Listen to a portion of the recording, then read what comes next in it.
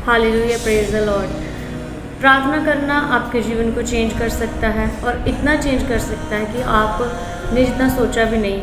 Hallelujah. जब हम एक खेत में बीज बोते हैं, मान लो एक सीड है, छोटा सा सीड होता है जो ज़मीन में बोया जाता है, लेकिन जब उसका पेड़ बनकर वो बाहर निकलता है तो वो कितना बड़ा पेड़ होता है और उसके ऊपर जो फल लगते हैं, कितनी सारी आशीषें और रिजल्ट्स वो प्रोड्यूस करता है। उसके बाद एक छोटा सा बीज जो बोया जाता है।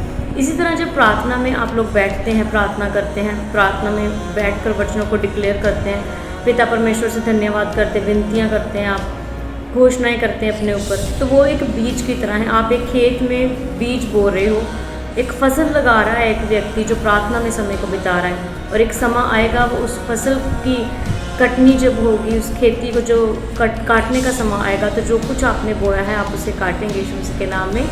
हालेलुया। जितनी वचनों की डिक्लेरेशंस आपने अपने ऊपर की, दूसरों के लिए की, आप उन सारी चीज़ों को फलवंत होता हुआ देखेंगे, क्योंकि परमेश्वर ने हमें ऐसा बनाया है, हम मिट्टी से बने हैं। भूमि में जो बोया जाता है वो सब कुछ उपजता है। ऐसा नहीं है कि कोई बीज नीचे सड़ जाएगा और वो ऊपर नहीं आएगा। नीचे बीज जब बोया जाता है, गलने के बाद वो ऊपर आता है, और जो कुछ जैसा बीज बोया वो अच्छी क्वालिटी का है, वो कैसा भी है वो ऊपर आता है। हालेलुया। और फिर हम देखते हैं उसको वृक्ष बनते हुए, उसको फल लाते हुए। इसी तरह जो प्रार्थनाओं में आपने बोया है परमेश्वर के साथ, हालेलुया, वो सब आप काटने वाले हैं प्रभु यीशु मसीह के सामर्थ्य नाम में। एंड मेक श्योर कि जो आपने मांगा है, जो बोया है, वो परमेश्वर की इच्छा के अनुसार हो। हालेलुया। जब आप प्रभु की महिमा के लिए मांगते हैं तो परमेश्वर आपको देता है। उसने कहा मांगो तो तुम्हें दिया जाएगा।